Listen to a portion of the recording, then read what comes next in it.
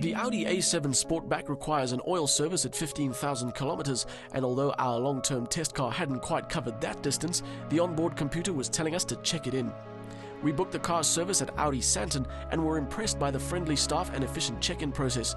But it was the small things that were most appreciated. They took the time to cover the front seat, carpet and steering wheel with protective plastic to ensure no unwanted workshop stains were left behind, and they also provided a drop-off service. As for the work done, there was the required oil change, but we also asked them to have a look at the rear camera, the operation of which had become intermittent. The work done to correct the problem was thorough, including an inspection of the car's software update history and a complete recalibration of the system. After the service, it looked like Audi Santon had sorted the problem, but after just a few days, the issue returned. We were phoned by both the dealership and an independent customer survey company to rate the service, and we made sure to mention that while the process was painless, our intermittent camera problem had not been resolved. Those calls were followed up the next day by the service manager at Audi Santon, asking us to book the car in again when we could, so they could have another look. We'll be doing that in the next few weeks.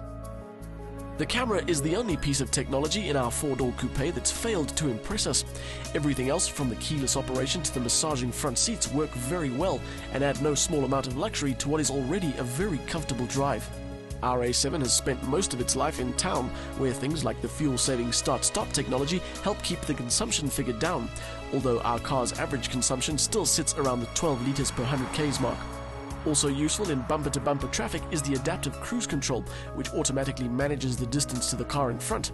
Set it to 60 kilometers an hour, take your feet off the pedals, and let the car do the acceleration and braking for you, even coming to a complete stop when necessary. But the open road is calling, and it would be a missed opportunity to not let the A7 stretch its legs on a long journey, which we're hoping to do very soon.